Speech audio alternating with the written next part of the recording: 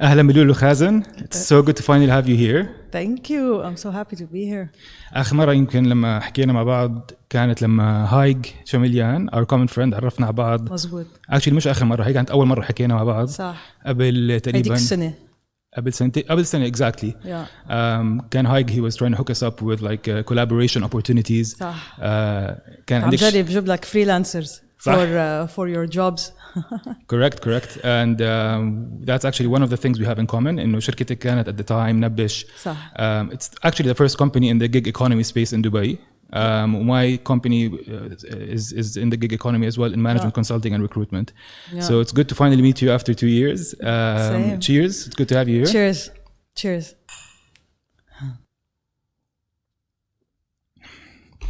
You played it smarter, by the way, with your company. Oh, is that right? I think finding ways to hire consultants is much more lucrative. It's a niche, absolutely. I kind of stumbled into it, to be honest. Yeah? I didn't How plan. did you do it? I was trying to make money while I was in my first company, which was a tech startup trying to take Facebook down, and that didn't happen. Oh wow, that's audacious. أول شركة بلشتها كانت an online community for live video debates. When? Called Call Out بنيويورك. بنيويورك, okay.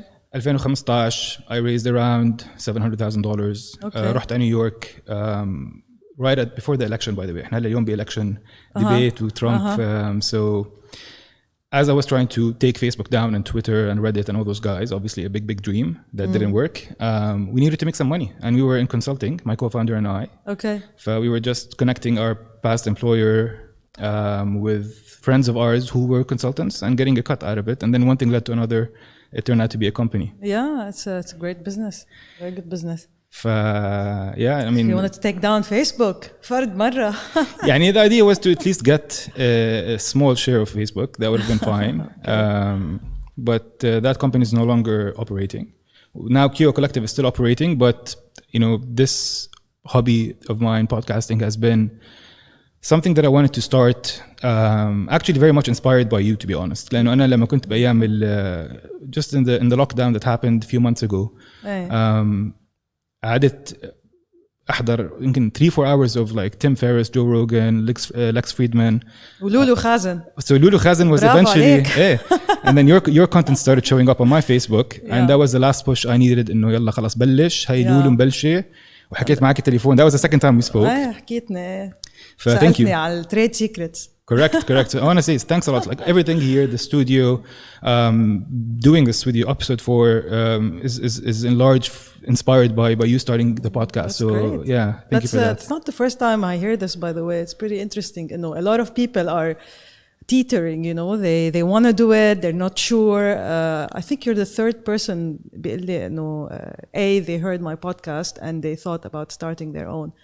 Yeah. So yeah, but you're the first one that did it. The other two, I think, are still in بعدهم عم فكروا فيها. Yeah, actually, this is, in fact, let's jump straight into talking about that because, in fact, I was preparing. You know, I was thinking we should talk about that later on, but let's talk about it right now. Podcast. Podcast we'll have to talk about for sure. Yeah. But what it takes to do something, right? Like taking an initiative, starting a company, starting a podcast, which is not even as risky as starting a company. كنت حاطة على لينكدين انت تقريبا قبل اسبوعين passion and discipline. صح. The importance of those two things when you need to do anything in life, like starting a company or. Yeah, I think discipline more so than passion, by the way. Tell me more. يعني I think there's a lot of talk about passion. دايما إنه you have to be passionate about something, you have to follow your passion and all of that. I mean, this is great as a motivator, but ultimately. إنه in anything you do in life رح يكون في ups and downs صراحة. So إذا ما في عندك discipline to keep going, then you're gonna fall through the cracks. Yeah. A great example is losing weight. Okay, a lot of people go on diets. They're very passionate. They're very motivated, and then they stumble, and then they fall through the cracks. And it's just the consistency and the discipline of doing the boring things day in and day out. Of course, celebrate the highs and learn from the lows and all of that. But I think the discipline part is very important. So I'm going to give you an example. I've been on a mission for a while to lose my pregnancy weight. Okay, خفيف وبعمل وبتعرف there's a lot of fads, a lot of diets وكل شيء. And then recently, I think on August 24th, I decided إنه خلاص I'm gonna do it. And what I've done is I've just exercised every day. هيدا الديسيبلين اللي عم بقول لك عنها. Including weekends. Usually I sleep in وما قلي جلادي و all of that. But you look great, by the way. I would have never thought you just delivered recently. You had a baby recently? Yeah, well, a year and a half ago. Not very recent, but yeah. Okay, so my excuse to have the baby weight on was no longer valid. Listen, passion and discipline, I couldn't agree with you more. So in 5 weeks, I've lost 3 kilos. By the way, I'm eating normally. The only thing I've done is I am exercising every day for 40 minutes. So what do you tell yourself like the day كلياتنا فيه مرات كسلانين ماكلين pizza the day before whatever it is شربانين anything.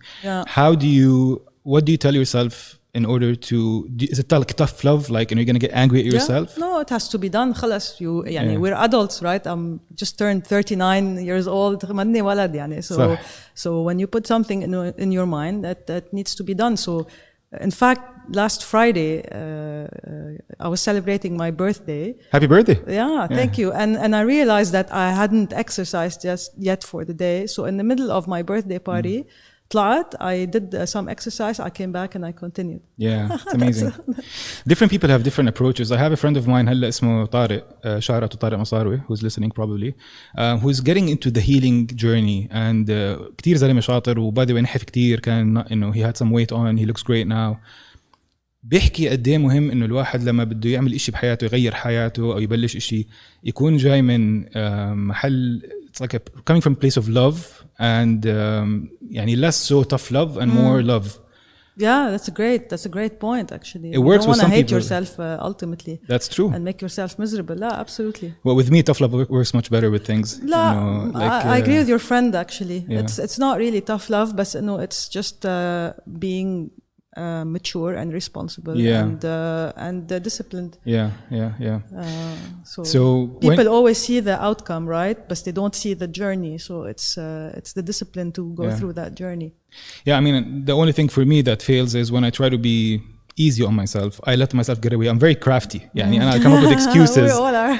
I come up with excuses to cut myself slack and not do things. So when I try to, let's say with this podcast, like I thought, okay, if I get the studio done here in the house, I have no excuse to like not do it. Like it's you went and you got all this stuff. There will be days when you're going to be bored or you don't want to do it or you have work. Different things. So the one thing I wanted to comment on the discipline and the passion. While I was reading your post on LinkedIn, I was thinking the willingness to fail, the willingness to gamble, and also the not to be afraid of judgment from people if you fail. Yeah. And the importance of that. لأنه قاعد أفكر حالي, okay, passion and discipline. A lot of people have passion and discipline towards an idea they want to do, but they never actually go ahead and do it anyway. And I was thinking, what else is missing? فقعدت أحكي إنه يمكن هدول العالم بيخافوا من the judgment of themselves, of their own judgment on themselves, as well as others on them. Of course, there's also financial, risk that sometimes I think is exaggerated. لأنه most people can still get back on their feet if they are passionate enough. بس معظم العالم ما بدهم العالم تنتقدهم أو تقول طلع هذا كيف خباص أو متحمس حاله أو whatever. So I was thinking that might be the third quality that's needed for could be humility and no ego, zero ego. I agree. As an entrepreneur, you've started 2 businesses and now this podcast as a new project. And at the beginning things are gonna go wrong and not everything's gonna be perfect. Correct. Well, I already played the failure scenario in my head in pretty much my companies as well as the podcast, and I'm already prepared for it. Like if it doesn't work, it's very hard, by the way, to fail in podcast because it's hard to also succeed in our region. So with the first company I started, it failed. Like 3 years into it, I decided I'm probably better off just starting another company. And after you fail the first time, you realize it's not so bad. And then you start to be okay with failure a bit more after you fail the first time. I mean, you don't want to keep failing all the time. No, that's for sure. Fortunately, my second company is actually very successful. So thank God that's going well. I want to talk to you about, so I researched you extensively the last few days. And I want to talk to you about, you've had some amazing guests on. Dr. Nadine Hashash Haram. A few others, but let's talk about this one first. Dr. Nadine, just for people who don't know, Dr. Nadine is also an entrepreneur. She has a startup in augmented reality. She's a doctor. Yes. Her company allows surgeons and doctors to collaborate from all over the world when it comes to surgery. That's what I understood. بس اللي كنتوا عم تتناقشوا فيه بالحلقة كيف إنه as women, both of you are mothers, how you were able to succeed and start your own companies, start your own amazing podcast, by the way. I'm a big fan. Thank you. And having your parenthood and your motherhood not be as much of an obstacle as the stereotype dictates. So I thought that was very refreshing and empowering. Obviously there's a big movement, a feminist movement, which is valid and justified, and we should all be behind wherever it's applicable. But it was refreshing to see a woman say, like, we can actually do this. Like, it's not an obstacle. So could you tell me more about the feedback you got? Like, did you trigger anybody when you said that? Were there any women or people around that still believe in the stereotype, that thought what you said was inconsiderate or not in keeping with what they believe is their worldview? I got, there was a lot of positive feedback. I think a lot of women commented on that post saying that they really needed to hear that, or masalan, they echoed what Nadine was saying. And they said, masalan, things like, I'm a single mom and I have kids and I also have a job and all of that. So, it's so important, I think, especially for us in our part of the world, because we are conservative and as a region, as a whole. And it's very hard for women, I think, to get a career and a serious career. Okay, لأنه يمكن you find a lot of women that might have, maybe not so senior jobs or not managerial jobs and so on. And of course, I don't want to generalize, and I'm sure this is changing, but I'm quite confident that this is a large majority. And they need that push, right? And it's just very difficult. Yeah. وpartly كمان, I think it's a mindset. يعني, a while ago, I was speaking to a friend of mine, and she's a mom, and when she had the kids, she stopped working, and then she was telling me that she's thinking about finding a job that تتسلى with the job and just for fun, Yeah. And I think this is the wrong attitude. So I commented and I said, look, if you want to find a job, like, you have to change your mindset, because if you think that this is going to be a fun thing, then no one's going to take you seriously, including yourself.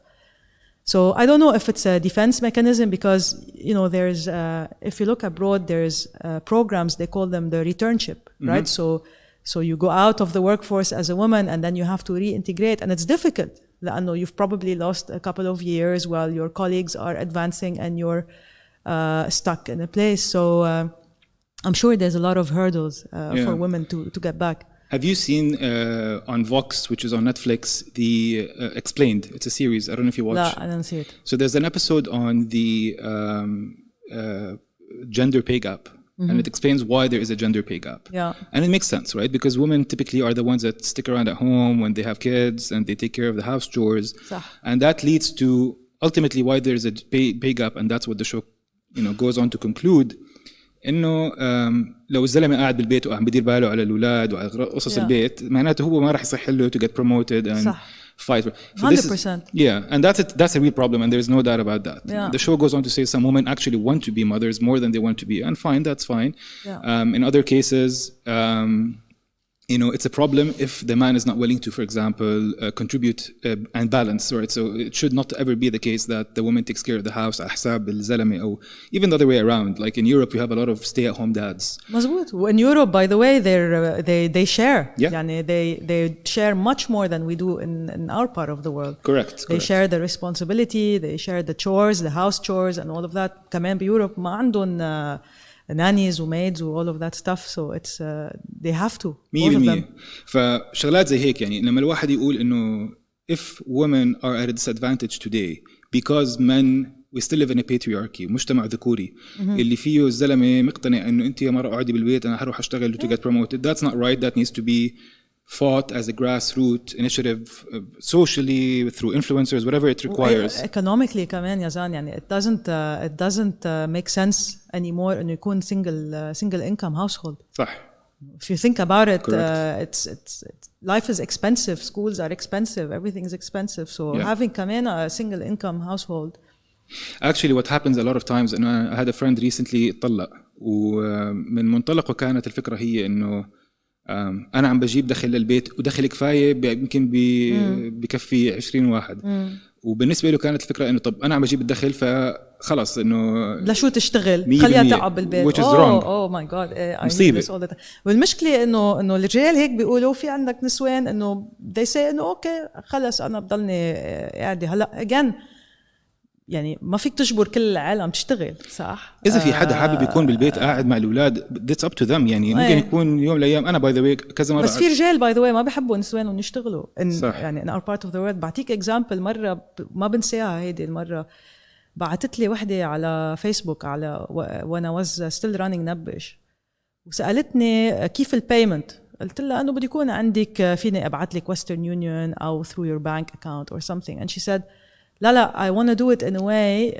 بدون ما يعرف my husband. Wow. Basically إنه عم تاخد هي a small project over it's like she's the cheating website. on him. Almost. أي والله. Wow.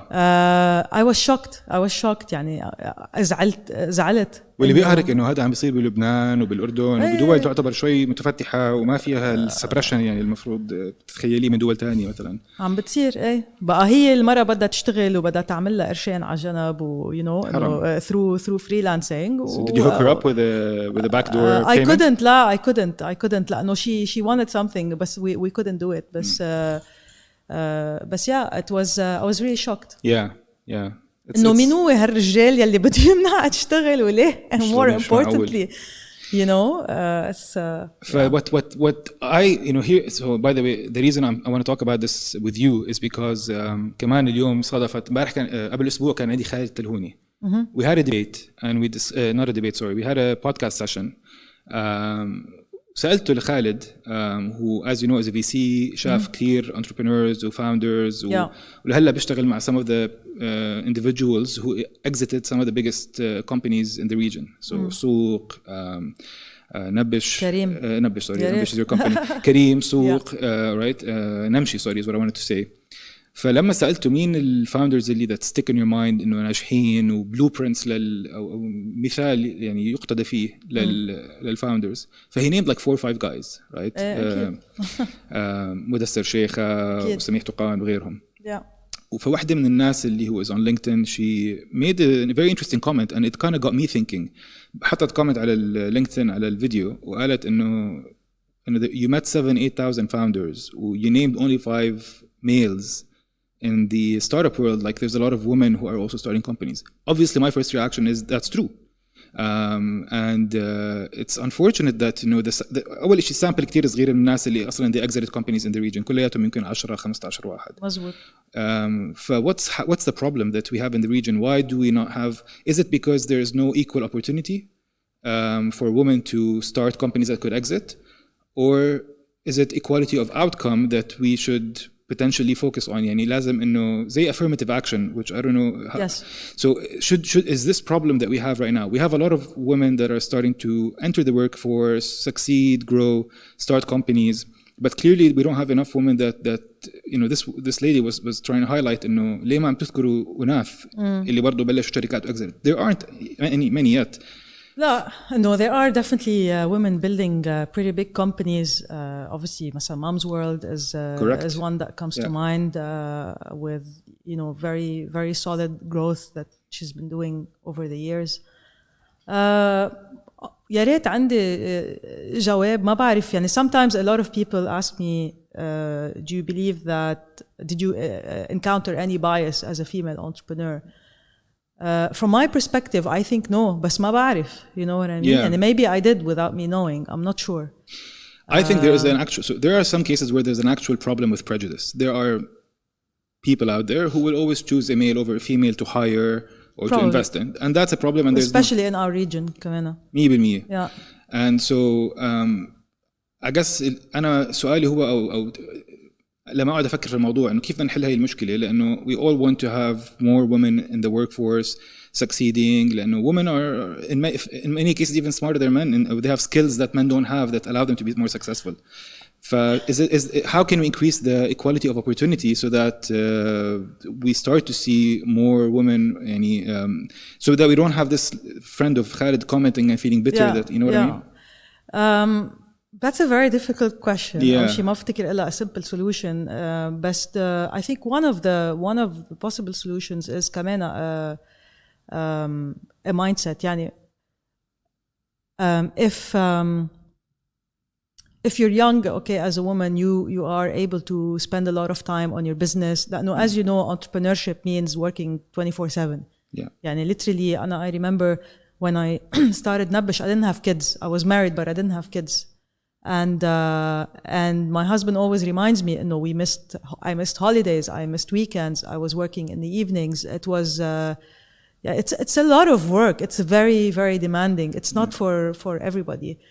And I would assume that when you have kids, it becomes just much more difficult because you have to juggle everything. Yeah. And it's funny, like with men, إنه مثلا بيطلع على الشغل بروح بيشتغل كل النهار بيرجع الساعة 7 ما في guilt ما في إنه ما شفت أولادي أو ما قعدت مع أولادي إنه and maybe بيجي بيقعد معهم نص ساعة etc. and then بيفوتوا بيناموا الأولاد and that's it. For me at least personally and I'm sure many women feel that way إنه تطلع من البيت لا وهلا شو عم بيعملوا وراحوا على المدرسة وصلوا من المدرسة وما عم بقعد معهم am I a bad mother or لا I need to be a role model. يعني there is always this conflict. At least in my mind it's still the case. Correct. It is. So هلا حتى now يعني a lot of people are asking me what's next, right? So post Nabish, I'm doing the podcast and I'm getting some opportunities as well as like full-time opportunities and things. And I am seriously considering I don't think I want to be employed in a full-time capacity. لأنه I'm not ready to make this sacrifice. It's very hard after you started your own company. وهيدي أنا عم بقول لك يعني this is me who's been working since age 15 يعني so it's not. ما شاء الله عليكي لولو أنت I recently heard the podcast مع Chirag who by the way shout out to Chirag Desai who helped us both get into this space. He's a great guy. He's an awesome guy. Yeah. You started your first job when you were in university in Australia. لا بلشت قبل actually كنت أتعلم عربي. ما شاء الله عليكي. Really? كنت أتعلم عربي after school for a younger student.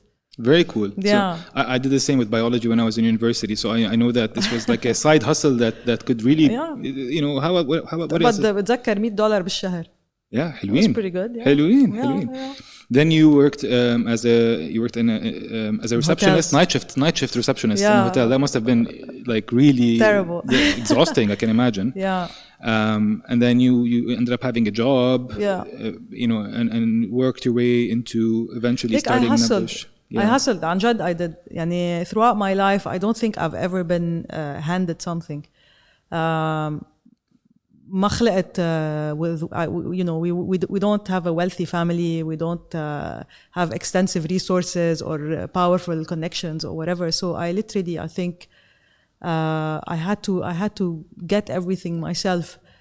When I started my career, when I started working, I used to work in a hotel as a sales and marketing executive. So really nothing prestigious. It's not you know consulting, you know what I mean? I had to do some non-prestigious work before consulting just to to tell you I used to write jokes on the telecom. So you used to get jokes, these horoscope and jokes when telecom started. I was the one writing the jokes and the horoscopes before consulting. تبع الهوروسكوب يعني. Okay. Sorry, go on. No, I'm just saying, I was just saying, because I was thinking about it recently. We were having a chat, a friend of mine and me about you know why I started the podcast and why it's important and so on. And part of the things I wanted to say is I lost my point, but that's all right. What I was trying to say is that you really you can make your own luck. This is what you're saying that like when you have to be independent, right? And then you have to and not feel entitled. Actually, this is كمان important. إنه لا أنا الجوبز لازم يجوا لعندي أو صح. and مثلا هلا I get a lot of people obviously with what's been happening, a lot of people have lost their jobs, are struggling to find work, etc. And then they're like, إنه I'm applying وما حدا عم يرد علي. طب okay, إنه it's how it is. It's how it is when you have 2,000 people applying.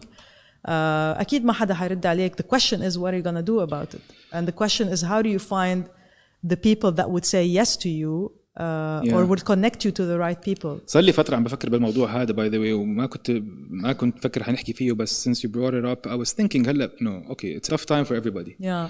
People lost their jobs. They're looking to make money and كل واحد هلا عنده 10 سنين خبرة بأي مجال سواء كان مثلا marketing, consulting, legal, accounting, in my software development, design. These people are in a position in my opinion to start their own boutique agency مزبوط. in their space. Yeah. وهيك احنا بلشنا يعني انا عملت 8 سنين 9 سنين اشتغلت مع كارني وأوليفر وايمان ودلتا بارتنرز and I built that network on the client side as well as on the candidate side. Then I opened what is basically an agency. It's not exactly an agency, we don't describe it as such, but effectively that's the model, right? Yeah. We place people and we get a commission. But technically speaking, if I'm a software developer who worked for 10 years as a software developer or designer or a lawyer and I have 5-6 lawyer friends that are based in different places, especially now we don't have to rent offices, everybody's on freelance basis. صح. That's a way to start a business. It takes a bit of hustling. It's not just easy, but I'm hoping people can basically, if needed, start their own boutique, middleman or middlewoman business where you can just connect demand with supply and take your cut, which is basically nabbish. We go back to our friend Ego. كمان a lot of people are scared that they're gonna reach out and they're gonna get a no. And by the way, that's why entrepreneurship is like one of the best humility inducing exercise, right? لأنه you get so many no's, right? So many people they critique you. يعني بيجي واحد بده يقول لك how to run your business و everybody has an opinion و everybody understands better. I used to get a lot of things. Actually, before I got into Nabbish, I didn't really used to understand the technology world. So as a non-tech person, you think نعمل ويب سايت وشو بدأ أبو جمعتين وتركب القصة. And then obviously you discover لا بده يكون في specifications وبده يكون في كل feature بدها its own timing وإذا بدك تغير فيها later on you might have to redo the whole thing or all these complexities. And then you'd get people sometimes طب ليك اعملي هيك طب ليه ما بتعملي هيك أو dude it just takes money and time and it's not and there's other priorities. وتتعلمي تحكي اللغة تاعت الديفلوبرز كمان لأنه تشرحي لهم فيتشر بتقولي لهم أنا بدي هيك بس إنه they speak a very different language. By the way هي حق علينا نحن I think non-tech people وهي كمان شغلة تعلمتها وبجرب وصلها for people that want to be entrepreneurs إنه don't be lazy. Don't think إنه developer is gonna come and do your job. هو ما نحن we're lazy بنفكر إنه بدي أعمل recruitment website as an example. Yeah. إنه شو بدها خلي لا مش شو بدها you have to write down the features what does it need to do how many pages it's gonna have وشو الفلو شو user journey on that وشو action buttons and you need to think about these things يعني مش developer. شغله حكيتيها انت. So we dump our job هيدا the difficult part of writing it down and detailing the specifications we outsource it to the developer. Yeah. And then we get angry at them if they don't deliver on time. ما معنا حق بصراحة. أكيد. بس حكيت شغله كتير مهمة انت اللي هي لما الواحد يضطر يعتمد على حاله على صغر. Yeah. It's a blessing in disguise if you have to. يعني. Yeah. probably إذا عندي الأوبشن هلا إنه أربى بأجواء أنا وصغير silver spoon in my mouth كل شيء موجود و entitled. حياة حلوة سيارة وشوفير بيجي بياخدك من المدرسة. by the way أنا رحت على مدرسة بعمان 99% of my friends were the most affluent segment in Jordan. Okay. I was like you very towards the last 2-3 years of my high school, my family was financially challenged. I had to get I was actually the only student to get a scholarship, and there was one scholarship given to one student, basically. Aside of how proud I was to get it, without it, I would have even graduated. But I had to hustle, and على كبر ما كنت احس حالي انا عم بعمل، انا فكرت حالي بدي اخلص جامعه مدرسه بيسيكلي. على كبر بتبلش تلاحظي قد ايه هدول السكيلز when you develop them at a young age. If you were forced to develop them at a young age you are lucky لانه this is going to serve you at an older age so much and you have no idea. I agree with you, and this is something كمان that worries me about our kids. يعني I think about it, my kids are so lucky.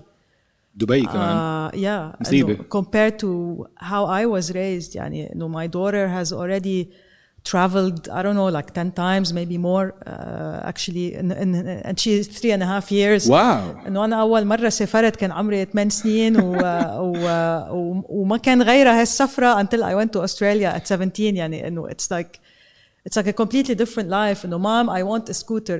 Of course, sure, here's a scooter. تقعدوا تحكي انت and your husband about ايش رح تعملوا؟ لانه by the way انا ابن اختي هلا شفتيه. وعندي كمان nieces، كل حدا عايش بدبي. You can't blame them for being entitled. ف do you ever sit تقعدي انت و your husband تحكوا انه what are we gonna do to mitigate against that? All the time. شو بيطلع معكم افكار؟ All the time. You have to expose them. يعني I think they need to أول شيء they have to learn the value of money. يعني مثلا نحن بلشنا لها my daughter piggy bank. يعني هلا بنحط لها coins, and the funny part the other day she took 2 coins 2 درهمز يعني ورحت على التوي ستور قال بدها تشتري لعبة إلها ولعبة لخيها درهم ودرهم. at least عم تفكر بخيها. yeah but I mean it's funny but she learned إنه هيدا الكوين بدفع حق اللعبة. هلا obviously اللعبة حقها أكتر بكتير من درهم بس إنه at least that's the thought. I think you need to teach them. يعني مثلا actually yesterday she came into the office. Both my husband and I are working from home, and she came in and she said she see us working and she said she told us I want to make money but I don't know how to work. So I think she has to, you know, as she gets a little bit older she needs to earn the money. يعني whether through chores, whether through I don't know lemonade stands يلي هي it has to be, cannot be all given. هاي البلد بالضبط، هاي البلد financial entitlement is a problem. وحتى ما بنقدر نلوم الجيل الجديد لما بيربوا معززين مكرمين whatever they want to ask for موجود.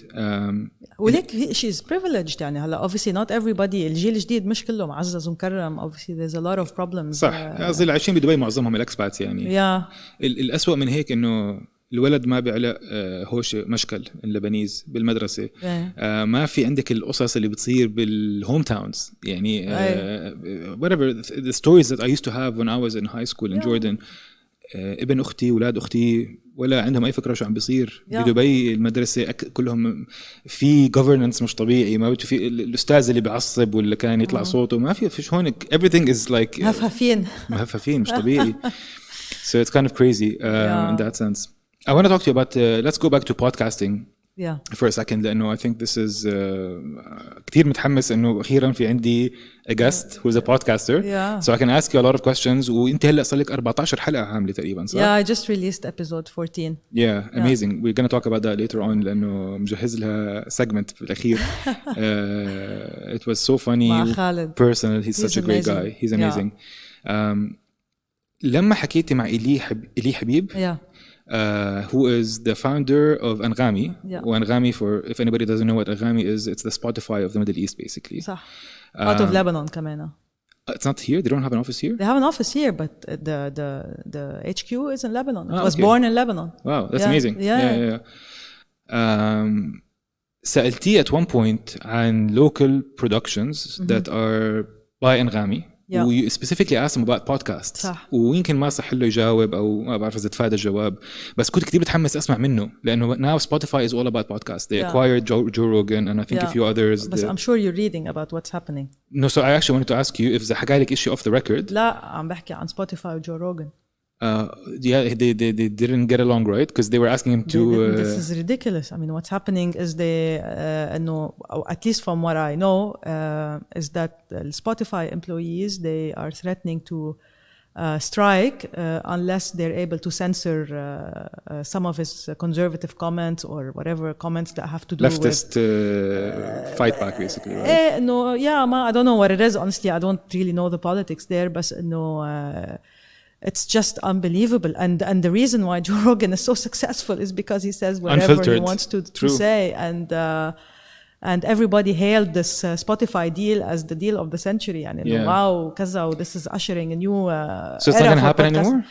I don't know what's happening. I mean, the deal is done, I think, but I'm not sure what's happening. It's crazy. That's shocking. I would have thought Spotify before the deal would have been all over specifically these things, because by the way, he somehow managed to garner up a white supremacy follower base, because a lot of the things he says can be perceived as alt-right, sorry. And I don't listen to all his I mean, I listen to his podcast, not all, obviously, but he's fine. No, he's again, ultimately it's a different point of view, right? هيدا الكالتشر انه لا اذا ما حكى مثل ما انا بدي مش اسمع له. طب اوكي ما تسمع له بس ما توقفوا يعني. We has a lot of other episodes that are so good, by the way, science episodes, health, wellness. Regardless, Spotify, I think, by the way, Joe Rogan is only one of their acquisitions. So I think they also acquired The Bleacher, which is a sports podcast. منقول, by the way. I don't know. But going back to Anghami, I think you wanted to know. I wanted to ask if Anghami's podcast strategy, because did he make any comments? Did Eli make any comments to you off the record after the episode or before it on how they plan to grow podcasts in the region, if at all? I think he at the time when we spoke, he still felt that it's a nascent industry. I think his focus in terms of production was to co-produce music for local artists, right? Because I mean his main business is music. He was very proud لأنه he was telling me they started يعني producing songs for different artists and so on. No, it has a big cost, right, associated to it. I don't think they're big on podcasts. I'm not sure if anything changed. أنه حكيته لإلي in beginning of the year, so it's been a good 6-7 months now. So I'm not sure if something's changed. But from at the time, there was no serious strategy, let's say, for podcast. Yeah, I assume you're very passionate about podcasts. You started your own. Normally, this is how it works. You start to listen to a couple of inspiring podcasts. صح. You start your own podcast, and أنا شوي بصراحة يعني مقهور إنه بالريجن تبعتنا podcasts are still very nascent. The lifestyle is not the kind of lifestyle اللي تتوقع فيه العالم بالقطار و commuting. بس we're probably a few years behind the US and Europe. I'm hoping to find, to discuss with you as a fellow podcaster. I was hoping to also hear from Eli on that episode. You should invite him. I'd love to. يعني I would love to see what can we do to لأنه بصراحة podcasts for me is the more أنعوا يحط مصاري بالبودكاستينج. لأنه this is I think لأنه مش عشان نحن. أنا by the way I'm not in this to monetize. الحمد لله شركتي it's doing very well financially. But we should be able to يزان يعني why not نحن we're putting in a lot of time and effort in this. True. And the thing is, okay, how do you monetize is the question. لأنه ما في model هون in the region إنه شو كيف تعملها CPM يعني cost per download. But it doesn't make sense, right? So, Joe Rogan I think makes like $30 million a year from advertising, and I know he's like on a pedestal. Like he's This is a guy who's been doing it for over 10 years. 10 years? And that's Joe Rogan, who by the way بلش Joe Rogan already كان عامل Fear Factor, already stand up comedian. مش واحد مبلش ما عنده follower base, right? Yeah. So اضربي باثنين أو ثلاثة لأي حد تاني بده يعمل podcast. But regardless, I think إنه before we talk about monetization is important. So don't get me wrong. But I think it's important to do this regardless of monetization, as Joe Rogan also did it. By the way, I don't think Joe Rogan started this podcast to monetize. I think I watched a small documentary about his story. هو بلش البودكاست تبعه حبا بالبودكاست، بيحب يقعد يحكي مع عالم. By the way, I found episode 1 على يوتيوب. شفتيها دايما في ثلج ورا. It's nice. Yeah, it's nice. 5 hour with the Tyron. Anyway, he brings a guest like 3-4 times. But if you want to get if you want to get the quality right, and if you want to be able to research your guests, if you want to be able to do a nice sound and light and get the equipment and all of that, it costs money. It takes time. So time is money, which you can make money with, like with a job. Right? The opportunity cost of that money, of that time as well. So So how are you looking? Look, I want to. لازم نحكي نحن ونشوف كيف بدنا نعمل. هينا قاعدين. أنا أصلاً كان. syndicate مش عم أمزح. لولو أنا جدا يعني I'm serious لأنه أنا. Let's put our entrepreneurial hats on. That's exactly why you're here. I was literally saying, how do we grow this collectively as podcasters? زيد بطاينة, a friend of mine, مبلش man to man a basketball podcast. Abe in Jordan is an amazing podcast that talks all about controversial issues. You know, I love sexuality. It, by the way. It's amazing. I spoke kamena with Ramzi. Yeah, Ramzi is the founder, and Hazem Zriat is his co-founder, who's a good friend as well. So صراحة يعني put everything aside, as somebody who benefited a lot from podcasts, وأنا جد على البودكاست أنا until the pandemic I was only watching highlights. بالpandemic صرت أسمع podcasts. I used to read a lot of books or listen to audiobooks. Podcast is for me the optimal format to learn, get inspired, and not have to pay attention and focus as you would with a book. يعني لما الواحد بيسمع podcast, you listen passively. You throw it on. If you miss 5-10 minutes, it's okay. You still learn, and it's a kind of thing you can put in the car while you're working out, in the shower. I just started listening to podcasts while working out, actually. أنا هلا بطلت أسمع music, by the way. That's not. I love music, by the way. بس إنه literally as I'm showering, as I'm working out, as I'm driving, while I'm taking my dog out for a walk. This is a new thing. We have هيدا هو العالم that have to be productive all the time. Anxiety. إنه I'm gonna exercise. لا, let me learn while I'm doing it. I fall asleep to podcasts. It's fucking bad, by the way. ولازم أحكي لك شغلة كتير مهمة. إنه أنا recently حضرت The Social Dilemma. Have you seen that? I've seen it. I've seen it. وقعدت أفكر إنه is podcast social media? It is. It's not social media, but like technically speaking, it's content through your phone.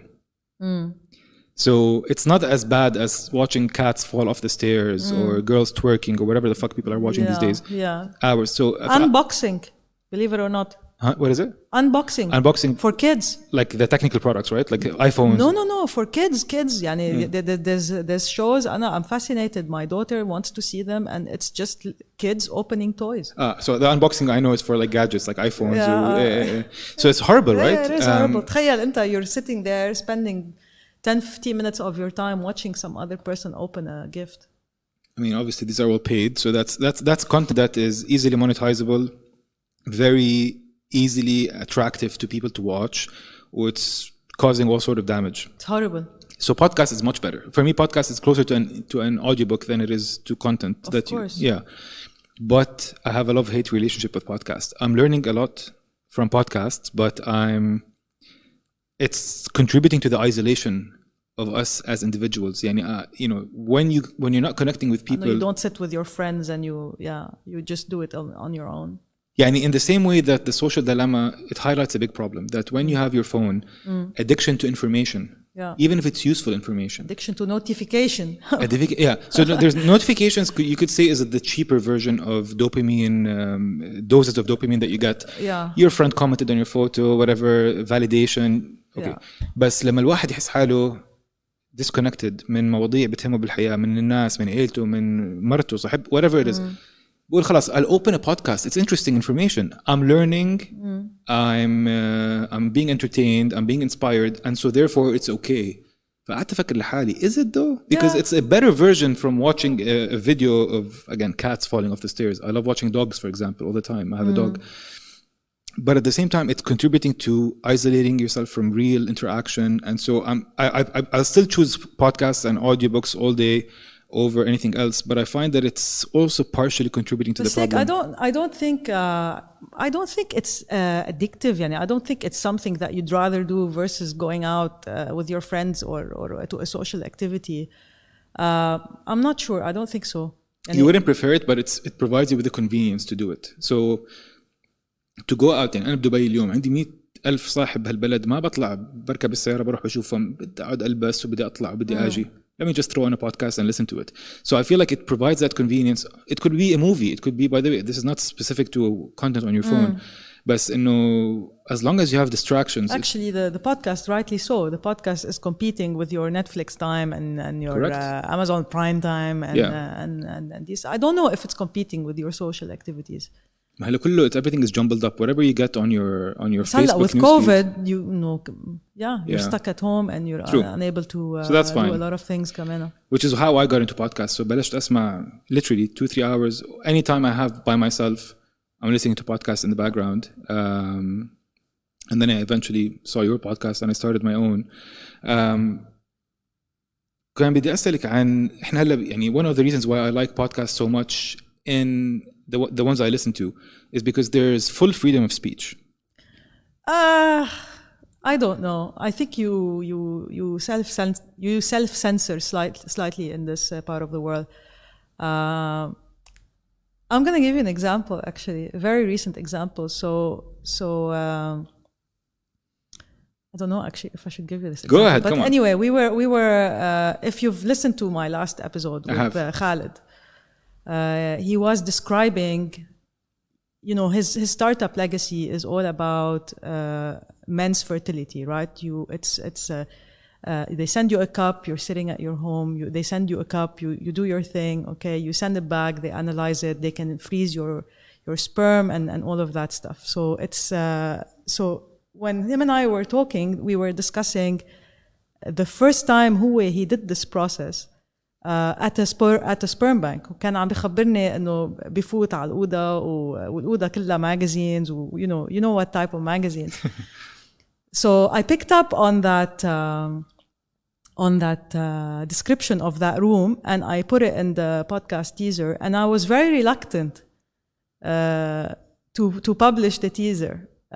And I still haven't published it yet, actually. And I'm like, do I put it? Do I not put it? And it's like, you start thinking, you know, is it going to offend anyone? Is it going to upset anyone? Is it going to entertain? Like, because we're in a region, I feel that, I don't know. It's a bit tricky. But it's unfortunately what makes this content also honest, candid, and unfiltered. And that's a fundamental part of podcasts. At least why I like them so much. يعني مش ضروري المواضيع نفسها تكون حساسة، بس الواحد لما يحكي وحاسس حاله مش سائل بالدنيا. يعني again, Joe Rogan is an obvious example. Joe Rogan, I think we would love to be, I would love to see Joe Rogan's out of this region, بس صعبة.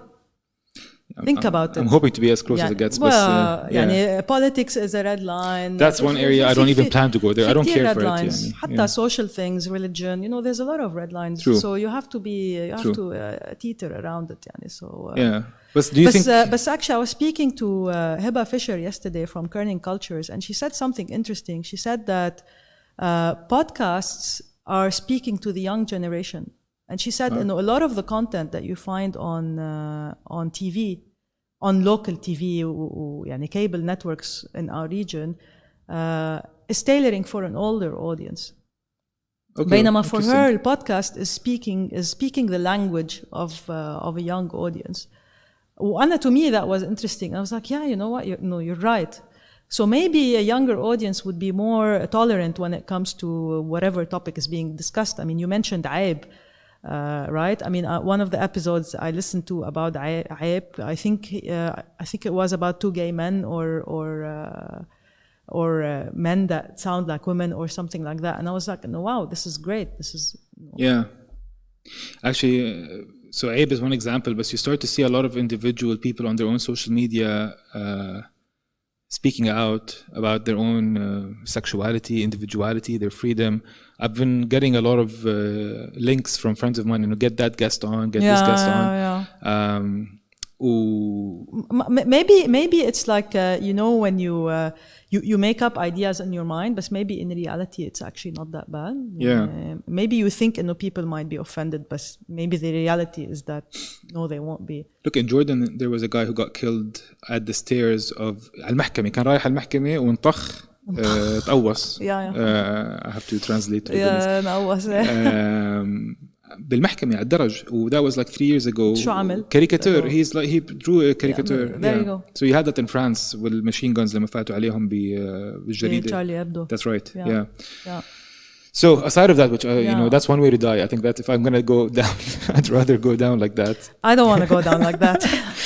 Yeah, and it beats a heart attack, I guess. I don't want to go down. I don't want to go down like that. But there's something liberating about being able to speak about whatever you want without having to worry, at least about legal stuff. And then maybe because you have two issues to be concerned about. You know, you don't want to say anything. ما بدك تحكي شيء يحبسوك عليه for some reason. That part I think is easily controlled. Just avoid politics and religion. I think you're fine with everything else. The second one is social suicide. يعني انا بدي احكي عن حياتي، انا عامل مخبص، عامل 100 مصيبه بحياتي يمكن ولا مره حاسس حالي انه one of the things about this podcast is I'm hoping one day to get a guest that is willing to be as daring as I am. نحكي عن قصصنا ونحكي شو التجربات اللي عملناها بحياتنا اللي خبصنا فيها as a learning for other people as a way for us to also kind of like unload a little bit of that kind of تحسي انه the only way to kind of redeem yourself as a person from all the mistakes you've done or the whatever it is to talk about it and pass it on as learnings. يعني Russell Brand, I listen to Russell Brand's podcast a lot. Under the Skin is his own podcast. He has a great book called it's actually a mirroring of the 12 steps, which is what usually he was a drug addict, a sex addict, and he basically came clean, and he made his own version of the 12 steps process. One of those steps is to actually be able to talk about what you've done openly and kind of, and that's part of your healing, and then it should be beneficial for people after you, and that's how the cycle continues. By healing yourself and teaching others, you avoid falling back to your old ways and your bad habits, basically. 100%. I mean, even now mental health is becoming something big on the radar in our part of the world. And I think I saw a startup recently that raised money to build a marketplace basically that connects people with the therapists. Cool. In the region. I think it's out of Egypt, if I'm not mistaken. And it's important, but to people to say it out publicly, I think that's a few steps further. طيب, let's قد صرنا عم نحكي؟ صرنا تقريبا 50 minutes. It feels like 15 minutes. I don't know. It did go quickly. It goes quickly. Yeah. I want to ask you about so the way I love how you introduce yourself on your podcast. You say you are an entrepreneur, an investor, and the mother, and the host of the program. So let's talk about the entrepreneur in you. Nabish, right? Nabish, you founded Nabish. Nabish, by the way, for anybody that doesn't know, is probably the first player in the gig economy in the region. About 5-6 years ago, you started it. أكتر. 2012 we launched, so it's been 8 years. Okay, and for anybody that hasn't heard or used Nabish was connecting designers with clients. وواحدة من الشغلات اللي مش بس designers, by the way. Oh, sorry, go on. So the idea for Nabish was, if you have any skills, okay, whether it's design, it's translation, it's technology, accounting, hobbies, you said. Hobbies, kamena, if you're a photographer, etc., is to connect you with projects. Yeah.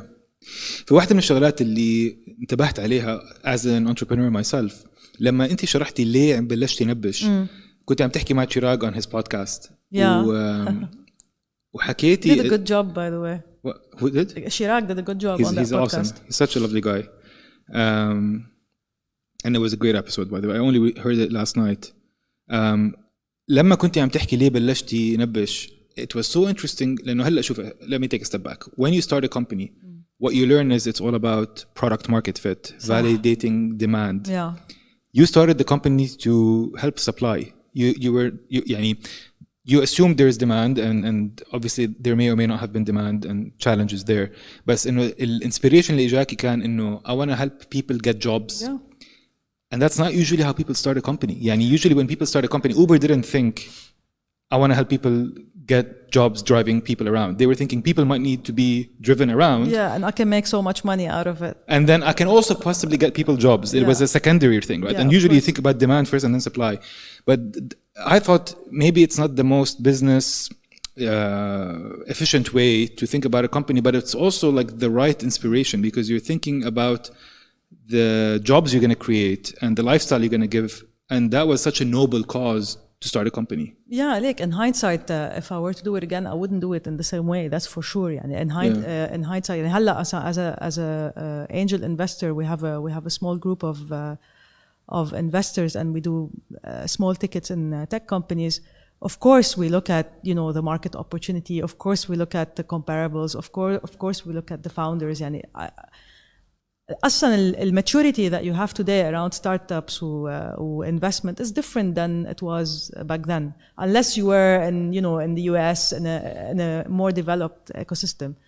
So when I started نبش it wasn't إنه هتا ناخد Elance or Odesk at the time and copy them. It wasn't, honestly, it was not like that. Yeah. I was personally trying to find consulting work, and I wasn't able to find it. So I thought, damn, there's a lot of people like me probably, and ما بدهم يشتغلوا full time, but they still want to get jobs. Yeah. And this is how the idea started. And then, of course, you start building the story around the gig economy, and you start looking at what's happening in the US.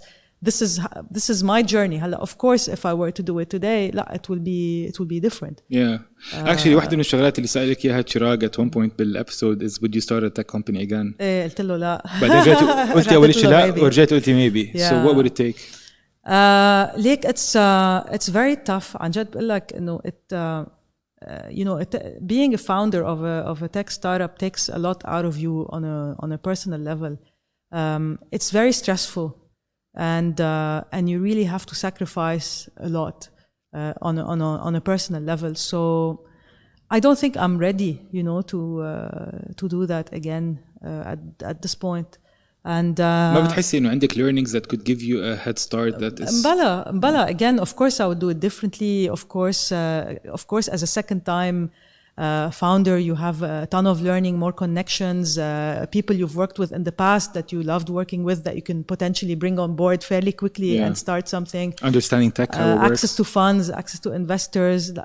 No, but still, it's a lot of hard work. It's a lot of hard work, and that's why I think you don't find a lot of successes كمان لأنه it comes at at a hefty price. Yeah, true. And Khaled, by the way, since we brought it up, Khaled is the last episode you did on your podcast, one of the companies you invested in as an angel investor. Yeah. And he talks about anxiety that he's starting to experience, right? Exactly. إنه ما فيك, you have people's livelihood, you have the shareholders' money, you have your growth numbers that you need to hit, you have to worry about what your competition is doing, market changes, COVID, يعني في 100 شغلة بتطلع لك, and it's a great ride, I'm not like, I don't regret not one day. I enjoyed every single day with the highs and with the lows. Yeah. And it's been a fantastic learning opportunity. It's just that I know what it takes now. You spoke in the episode with Chirag about your experience with your technical co-founder and dealing with tech and having. By the way, another common denominator between the two of us is we both had the Greek CTO, and he was amazing. Okay. So my Greek CTO was awesome. In fact, when he left the company that I started in New York, his Greek team stuck around with me, and one of the members became the CTO. So all in all, I think Eastern Europe is amazing when it comes to tech. Is Greece Eastern Europe considered? I guess one foot is in Eastern, the other one is in West. Okay. For example, if I were to start another tech business, I would definitely want to work with him. Yeah, Satori. For sure. Sotiri, right. Satori is a DJ. Sotiri is... Yeah, Satoshi هداك. That's a Bitcoin guy. Yeah. Satoshi is a Bitcoin guy, Satori is a DJ, and Sotiri is your CTO. But yeah, they all sound the same. But the reason I thought about Eastern Europe is because in one of... Actually, the first client we ever had as Kio Collective was Abu Dhabi's education tech company. It's called Alif. And we hired 12 software developers for them who are all from Poland. And so Poland, Romania, Greece, having one foot in Eastern Europe and the other in West, obviously. More West probably than East. I think so. Yeah. I would say so. Yeah, it is. You're right. I'll definitely work with him. Yani, again, this is something that this is an advantage for second-time founders, is that you've worked with people that you can just bring on board if you have the right opportunity. And you can do it much faster. You learn from your mistakes. يعني مرات بحس إنه أنا, by the way, I'm not planning to start another tech company. But I wonder when I talk to people who are trying to start their own tech company for the first time now, في شغلات حيعملوها بحسها حتكون مضيعة وقت. I wish I could just tell them. You don't want to be harsh as well. Like, you want to be very considerate when you give the feedback so that they take it. بس إنه بدك إياها ما يضيع وقت بشغلة معينة. It's a learning that is very valuable. يعني أنا by the way 100 مرة بحكي للinvestors تبعوني ب my first company. When they invested in Call Out, which was my first company, it was like sending me to the best MBA in the world. تعلمت كتير today this is such an invaluable experience that has been in large funded. I had to pay a lot of money myself, obviously, and put in all the time. But what you learn, you don't learn in university. You don't learn in any company. When you start your own company, it's an experience of its own. وخسارة الواحد not to build on it somehow. So in your case, you're being an investor now. You're an angel investor, right? Tell me more about that. So you said you invested in 5 companies. So I'm risking some money, but I'm not risking my life. That's fine. That's a good balance. Yeah. Tell us about the companies you invested in, and let's try to promote some of them while we're on the show. Yeah. So we're looking at we've invested in 6 companies. 3 of them are US based. Legacy is one of them. There's another one called Robbie, which is into facial recognition. There's another one called Black Box, which is into audio and text summarization, among other things. They're all early stage. So this is Kamena, one of, and it's a good and bad because we have a very small ticket size. Then we can't really be playing in the Series A or Series B or all of that. So we take on a lot of risk, obviously at the beginning. How do you usually do convertible note type investments? Like safe? Safe. Yeah. في 2 types. واحدة اسمها safe أو convertible note. Yeah. So actually all of them have not raised the Series A yet. So we're hoping, we're waiting, and let's see. So the one that fascinated me the most is Khalid's company. By the way, if anybody listening, givelegacy.com is their website. Givelegacy.com. Yeah. Well, he's based in the US and he wants to come to the UAE. So if anybody has wastas with the Ministry of Health or DHA or any of these, I can probably hook you up. We should talk after. Introductions. No, for real. Yeah, let's talk afterwards. Real quick, Khalid is a Palestinian, Lebanese, Canadian, identifies as all 3. Yeah. Amazing guy, super charismatic, super funny. Started a company that facilitates freezing your sperm as a and man. Analyzing also. So it's both testing and freezing your sperm. So بيعطيك report that you can actually read as a human being, that you don't need a third party to decipher for you, and they tell you basically how healthy your sperm is and the count and all of these things. And if you're getting older, then you should freeze it because the quality of the sperm declines with age massively, and it causes issues with You spoke about a few things on your LinkedIn, and it was also on the podcast. It's one of the things, and I'm a 35-year-old guy who has no idea that my risk is that my sperm is at risk. Nobody thought so. By the way, when Khalid pitched the idea, I have quite a few guys on the Angel group, and they were all like, really? No. And I think it's not talked about in public, and male fertility is an issue. So unless you faced it personally, or you have a close friend that has faced it, it's not talked about. Or you spilled tea over your lap while you were in the car. Or you spilled tea on your lap. I have to promote my podcast. But Anjad, if you haven't heard the episode of it's awesome with Legacy on Conversations with Loulou, really, I think you should. It was pretty cool. It's very good.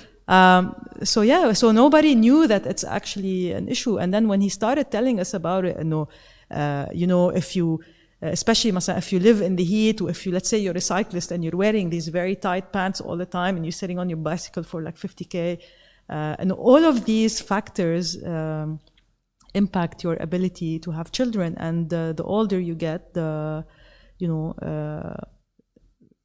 more issues you likely might have. It was very enlightening. I never realized. Would you do it? 100%. Yeah, for sure. Yeah. I have no issues. I actually had a hair transplant operation. So I promise you, once you've gotten over the social stigma of putting hair from this part of your body into this part of your body to cover some of the bald, you'll do anything else more or less. I think I would also assume that like any man in their mid-30s that is not married or doesn't have kids and plans to, would probably go for that option. Actually, this brings me to a question I wanted to ask you, which is so hopefully this will be our first unicorn. It could be. Why not? Yeah. I think it comes down to really spreading the awareness about that topic لأنه it is an important يعني better safe than sorry. Like there's no reason why a woman should freeze her egg and a man shouldn't. It's very expensive, by the way, for women. It's a difficult process. So it's cheaper for men? Way cheaper. So somehow we got away with that one as well. Somehow as men. Yeah, it's much cheaper. بعدين for men, it's for women. They have to do a whole thing to extract the eggs at the right time. And have to give many eggs in case some die. It's a whole new. But it makes sense because when it comes to the decision of having a child, you have two kids. ما شاء الله وتربوا بعزك. Thank you. I am 35. Yeah. And I'm not finding, so a lot of my guy friends got married or at one point in their life they said, I want to have kids, I want to have family. It seemed like يا أما كان قرار ماخدينه على صغر يا أما إجتهم paternal instinct similar to a maternal instinct إنه it's time to have a child. Yeah. ما عم تجيني هاي الرغبة. So سؤالي دائما اللي بسأله لأصحابي اليوم I would like to consider you a friend. Is it the kind of thing that you wait for it to you know when you know, or is it the kind of thing that you don't want to miss out on because you know it's an amazing experience. يعني كتير في عالم ما في حدا ما بيحكي لك إنه أحلى تجربة بحياتهم كانت لما جابوا their own child. فبحس إنه كتير في عالم they have their kid out of the need to not miss out on it. A lot of people feel like okay, no, I wanted to have a child. So in your case, and both answers are okay, I think. Do you think I should, go ahead, tell me about your story. So in my case, I waited a long time until I had a child. For the longest time, I wasn't interested in having children. So actually, أنت عمرك 35. I got pregnant with my first child at 35. Okay. It's a good age. It's a good age, yeah. I mean, I mean, for a woman, right? The older you get, the more risk and harder it becomes. But and I always say, really, because I have a lot of single friends, and I wouldn't say, no, you have to do it, لأنه your life is better. I would say, no, your life will be different. لأنه in the same, there's pros and cons for everything, right? When you have children, you will get fulfillment on certain areas. But your life is screwed on a lot of other areas, right? And financially, there's a lot of strain. Time-wise, you have to give them the time and the care. And it's they're having tantrums. يعني هلا my daughter and my son are at an age where they're fighting all the time. It's not fun. What do you do in the supermarket when one of them goes crazy? كمان, that too. You just feel embarrassed. And if you choose not to, then you also will have كمان pros and cons. You will miss out on this part, on this experience, but you also have, other experiences. You have your freedom. You can, financially, maybe you're well off, you're traveling, you're doing your hobbies, you're looking after yourself. I mean, there's different routes. I'm not the person that would tell you, مثلا في ناس they would say, I wish I did it earlier, it's so great, because I wouldn't say that. But is the upside what people make it out to be? I have a dog. By the way, another common denominator, we both have dogs. Labradors, they're the best. My dog is right now with my nephew playing outside. He's probably thirsty. I feel sufficiently fulfilled with my dog. And I know some people give a lot of weight for their own dogs, but when it comes to kids, you have a dog and you have a kid, and I don't want to compare them. They're different. The dog was the first step. But in some way, they must be similar. In some way, because when you have a dog, you are in a way the parent, not biologically, obviously, but you know what I mean. It's a responsibility. That's the similarity. I know you're responsible for your pet and you're responsible for your kids. I guess when you don't have a kid like me, you feel like your pet is your child. And I think a lot of people don't treat pets as a life companion. A lot of people, they get pets and then they get rid of the pets and so on, which is Really? Yeah, of course. But it's not, but that's why I'm saying it's a responsibility. And my dog is 11 years old. Wow, that's very tough to be at that point. By the way, اليوم كنت عم بحكي مع Georgia, my fiance. She's in Greece right now. كنت عم ببعت لها صور لفيتو, our dog who's in a pool splashing around وهيك, he's a year and a half, he's just like a handsome puppy, right? And I was telling her like ما بدي إياه يكبر ما بدي أحس يطلع له شعر أبيض بعد سنتين. I guess your dog's probably getting white hair now. Yeah, he has lots of issues like any old person. Arthritis, a lot of it. Yeah, وعنده skin conditions و100,000 قصة. How old was he when you got him? Which one? Your dog. The what? The 11-year-old. But the arthritis or the So you have two dogs? No, I have one dog. Oh, okay. So I'm saying that dog you have, how old was he when you got him? Oh, when I got him, sorry, 4 months. So you had him since he was a baby? Yeah, since he was a baby. Shit, I don't, like, it must be really tough to see him at that age. Yeah, he's grown with us. Wow. Yeah. So when having a kid, it's different. No, I know. Yeah, sorry, not to be let's not compare. أنا ما هزعل بس غيري يمكن يزعل. I'm just telling you. But the truth is, people who like me who don't have kids, the closest thing that comes to a kid is their pet. Yeah. And the relationship is the same. You feed them, you love them, you take care of them, you play with them. So, you know, by the way, a lot of people are obsessed about their pets. Yeah. Some people probably love their pets more than they love their kids. Yeah. But let's talk about, so the relationship or the experience of having a child, is it as rewarding? So قبل ما جاكي ولاد, I'm sure a lot of people were telling you this is very, very fulfilling, very rewarding. Yeah. Was your expectation met, exceeded, or was it below your expectation having a child? Like, did it turn out to be that amazing of an experience? Exceeded my expectations really? by miles. No, again, it's the type of person I am. I was never interested in children. I'm not the type that sees a kid and no, it doesn't excite me. So I didn't expect that having children would have such a massive impact on me. Wow. I adore them. Yeah, amazing. Yeah, and honestly, I think I see where the selfishness comes because I feel that they fulfill me. They're giving me maybe more than what I'm giving them. Yeah. Finally, I want to ask you about Lebanon. One thing I noticed about your episodes is that you always, I know you're Lebanese, I know you grew up in Brumana, and obviously, by the way, I also grew up in Lebanon. Really? Yeah, so I studied in AUB. Okay. Sorry, I didn't grow up in Lebanon. I lived in Lebanon for 3 years. Oh, you studied in AUB? Yeah, okay. 3 years. So part of me is quite attached to Lebanon. I had some of my best years there. Everybody loves it, right? What's not to love? عن جد you ask Arab expats, you ask Western people, when they go and they visit, they love it. ما حدا بيطلع with a bad experience usually. True. Well, I also left at a time which was quite difficult, and it was the war with Hezbollah and Israel. بال 2006 يعني. Yeah, exactly. Yeah. كنا ناخذ سفريات من إذا ما حدا عم بياخذ طيارة من بيروت لعمان كنا نركب سيارة وندفع $30 a seat. تاخذ السيت اللي وراني كلياته $90. The seat was like $500 at the time because of the war. We had to escape. We had to leave.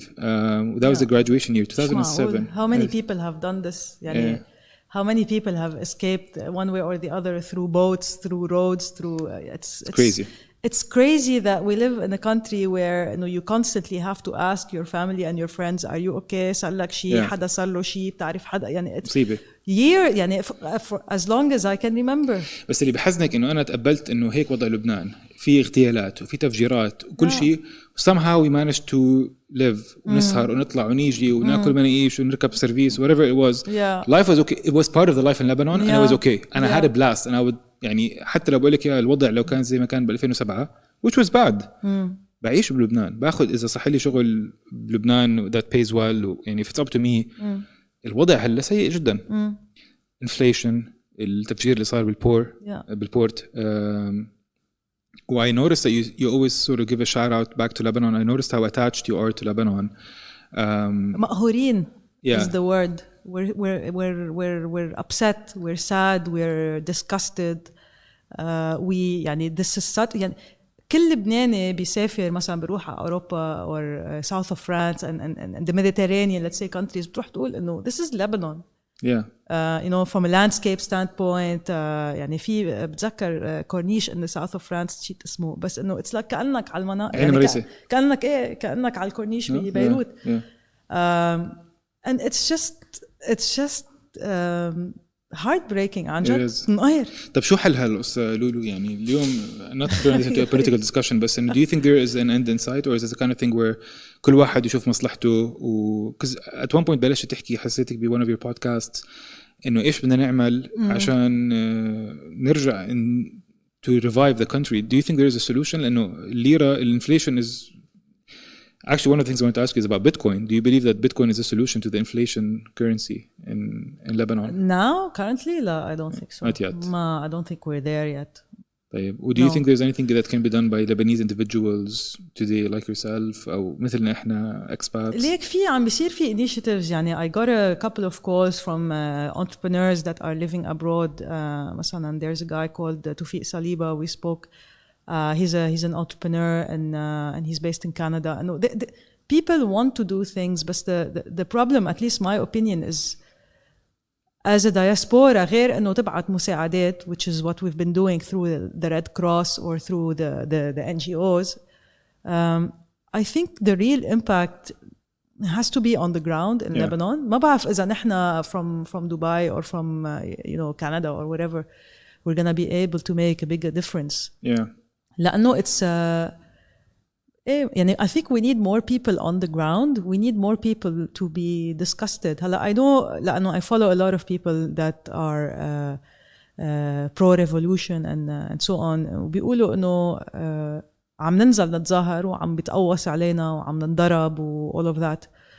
And what do you expect, right? So and then they tell you إنه okay إذا أنت قاعد ورا السكرين تبعك وعم نظير صح. إنه ما فيك تحكي كمان, which is true. And this is part of the guilt that we feel sometimes as a diaspora, right? إنه أنا قاعدة بدبي in my nice house and everything is nice and dandy and I'm feeling outraged. So I feel guilty also. إنه I can imagine. Although there's nothing to be done يعني. ما الحل إنه يعني every time something happens you think إنه خلص هلأ بده ينزل العالم على الطرقات و it's يعني طفح الكيل as they say. صح. And then it goes back to which is a shame as usual. And I think honestly. this is what the politicians are banking on. The politicians are banking on time passing والعالم تنسى ومنلهيهم بغير اشياء, you know. It's a tough situation. It's a shame لأنه obviously Lebanese people are some of the smartest hustlers, hard workers هذا اللي بيقهر actually. بس actually at the same time it's hopeful لأنه يعني بأسوأ الحالات بحس إذا اللبنانيين مش هم اللي هيعرفوا يدبروا حالهم then who يعني somehow Lebanon has been through so much يعني even before the crisis you guys are in right now and you always found a way to get out of it even if it has to be at an individual level تدبروا حالكم يعني. So I think maybe it's the new generation Yazan. I think maybe it's the 18-year-olds today that are severely impacted with what's happening that might say, you know what, we want to do something. And you can see it already in the streets, yani, the people that are there cleaning up with their brooms, you know, after the explosion. They're all young people and university you know, people and so on. So maybe they will be the change. Hopefully. Well, I think definitely one thing